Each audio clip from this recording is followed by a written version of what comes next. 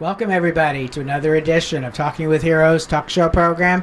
I am Bob Calvert, your host, www.talkingwithheroes.com, and our online news site, thankyouforyourservice.us. I want to thank again Ron Link behind the camera, a 20-year Army veteran, an Army Ranger, doing all the video and filming here. Thank him for that. And we're still here in Iraq at Camp Liberty, right? We're still on Camp Liberty now. And we're with the 116th Cavalry Brigade with the Idaho National Guard. And I'd like to introduce to you somebody who just received some awards. We're going to talk about that in a few minutes. If you could introduce yourself, full name, where you're from, and how long you've served. Okay. Hello, everybody. My name is First Class Martinez. My first name is Maria. I hail from Idaho, born and raised in Idaho. I'm the oldest of 8 children. And I'm very proud to be a part of the 116th Brigade. This is my second tour with them in country and theater here in Iraq. And currently I serve as the Operations NCO slash Billeting NCO slash whatever the Sergeant Major tells me for West Liberty LSA. So happy to be here. Happy to be a part of this all over again. Okay, so we're in, you said the West Liberty, it's the mayor's cell, right? The mayor's cell, that is correct. Okay. Liberty's divided into 2 parts, West and East Liberty. So we maintain the West Liberty side. Okay, and before I forget this, how many years have you served? I have served over 20 years, going on 25. Going on 25 years. Mm-hmm. Wow. Thank you very much for that, all that, those years. No, it has been service. my honor. Yeah. And I don't do this alone. I could only have done this through the support of everybody around me. And that's people in the military and people outside in the civilian world. And more so my own family. Your family, yeah. Mm-hmm. Okay, Yeah. talk more in detail about what you do. Wow. This really is like running a little city, a little town. It's multifaceted, and it's very fast and furious, pardon the pun, but it is. I mean, at any given time, like last night, I was getting ready to leave around 2200 hours, and we had a power outage. Lasted approximately 40 minutes. Our objective is try to get the power on and back as quickly as possible. We have various units here that offer security outside the wire. So when power goes down, they lose contact with their clips, and they lose comms with their personnel outside the wire. So we need to try to facilitate power as quickly as we can to the TOCs and the billeting area and the pads that it affects. So that's one aspect. Another aspect is water. Sometimes we'll have a water main break on a pad, and the ablution units or the latrine/shower units will not have any water. So we have to call KBR, and then they get a hold of their plumbing department or whatnot, and then they get right on that. So we can have water, the necessary water. All kinds of things happen. Steeler, we share, the Steeler mayor is here as well, and a lot happens out there. We sometimes call Camp Trash Can, but is where the incinerator is, the landfill is. We also have the laundry facilities out there, the ice plant. So it's very important that a lot of those places keep running. And also in the incinerator, sometimes we get called out to, they say, a package. So we go out there. There might be an item that's in question, and you definitely don't want to throw that in the fire, get somebody hurt. So you're kind of the one really holding things together. The troops are out doing their jobs, but they rely on all these different things. It's their survival for the year. Absolutely, absolutely. We support every facet that there is. Just like back home, it's kind of like the city and the county zoning area. Permits, we have dig permits that we issue. We have pad passes, which means gives you the authority to drive on a pad, so that you're not. And there's certain routes. If you go in there with an LMTV or an up armored vehicle, you can only take a certain path.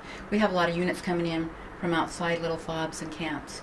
So when they come in with their vehicle, up armored vehicle loaded with the troops' gear and their personal gear and equipment, then we try to facilitate them as close to their billeting area as possible, minimizing any damage due to the underground piping. Mm-hmm. What was your first deployment like in terms of comparing to this one?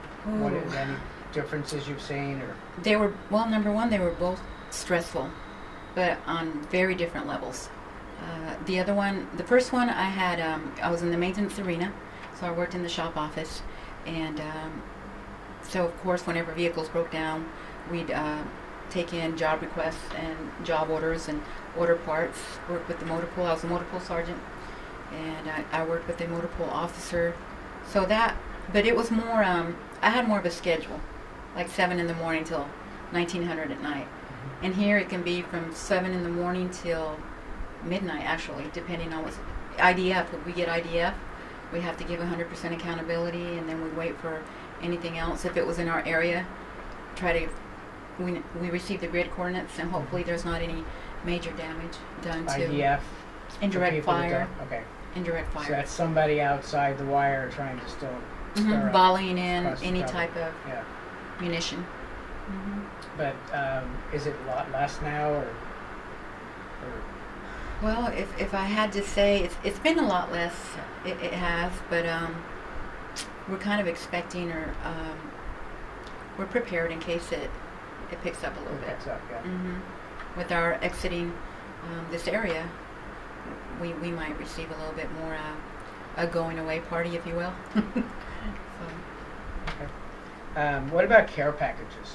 Do you get to see how they're coming in? Do you get some yourself? We don't get to see how they're coming in, but we do get them, and Okay. sometimes I get the most here. Oh, do you really? Okay. My family's so big, so they always make a big deal when I give, but I share. I open up my packages, and my family I'm very, very fortunate to have my family behind me and support me in the manner they do. So therefore, I make sure that I share all the goodies with everybody here. Okay. And you say you're the oldest of 8 children, so obviously there's a big family there. Are they all grown, or? Yes, all of Okay. them. They're all grown and have their own life and their own jobs. So you probably have an extended family now beyond that, right? Nieces, I do. nephews. A lot of them? nieces and nephews, a lot. And they seem to have an interest or a fascination for the military. So I sure hope they go down that route. Okay. Is there anything you'd like to say to people back home as far as continuing to support the troops here while they're here, and Afghanistan too? Well, I just want to say that I can't even begin to describe, I can't even find the words to thank everybody for all their support. I mean, we really appreciate and we're very grateful for everybody's support and their love back home. It makes our mission here a lot easier. It doesn't make it the best, but it makes it a lot easier when we don't have to worry about things going on back home. I always say we don't ever get anywhere in life alone. We're always going to need that support somewhere, somehow, some way. So it humbles me, and I'm the one that's honored to receive all that support and love from back home. Absolutely.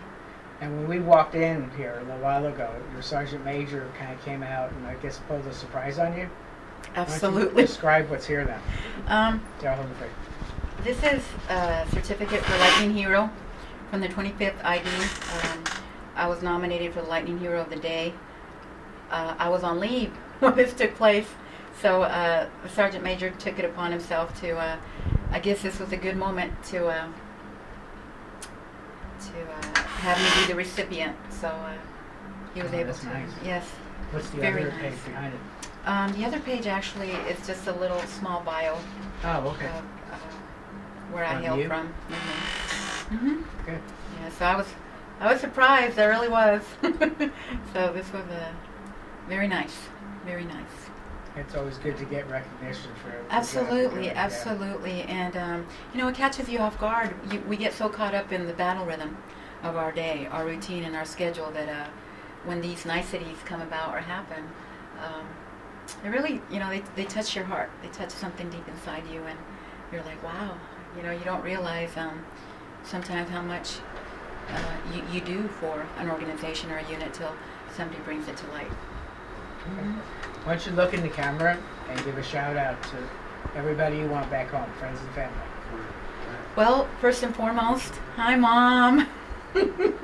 I just have to say that my mom, speaking of heroes, she is my biggest hero. Having raised 8 kids and having my father along her side for so many years, she is truly the one person in my life that is my steadfast, my stronghold, has the qualities that I hope to possess, and I would like to emulate the rest of my life. How old is she? Currently, she's 69 years Okay. old. Yes, and I did go see her last month. I happened to be home, actually just right after Mother's Day. So that's okay with her. As long as she sees her children every day, I mean, all of us together at the same time, that's Mother's Day for her. So, and then send a shout out to Salvador. Stay out of trouble. Hope you're doing fine. And I will be home soon. And all the rest of my brothers and sisters, and also just all my friends and family back home from Idaho. Really miss you, and I can't wait to get back home and have a margarita with everybody. Sounds good. Well, thank you very much for your service Yes, to our sir. country. I appreciate you. Well, thank you for taking your the time support. to talk with us. Absolutely, anytime. Okay. Well, folks, Staff Sergeant Davis, are we going to the location? It's all up to you, Bob. It's up to us? Okay. Let's see where you're going to take us next. So we'll be back here with more from Iraq. Staff Sergeant Davis, I want to thank you again for arranging all this for us, and great interviews we had. Well, Bob, thank you for coming. We really appreciate what you're doing here, and the troops really love to see that their videos are up on the web and that people are watching them and hearing their stories, and they're getting a chance to say all the things that they want to say, and giving shout outs back home. So, well, I'm looking forward to seeing you all up in Idaho. Right?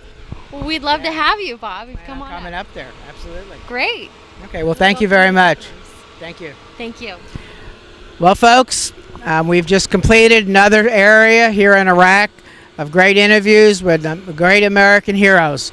And so I want to thank again Embry-Riddle Aeronautical University, embryriddle.edu, for making this trip possible. Mark Leiden with DoThisGetHired.com. And folks, you've heard me saying this a lot on these programs. We need your help to get these stories out. These are our troop stories that most of America is not hearing about until now. So help us get these stories out. Put them on your YouTube page, your Facebook pages, wherever you can get them out to share the stories. And I know we have more coming here from Iraq. So this is Bob Calvert, your host, TalkingWithHeroes.com, and we'll be back with more from Iraq.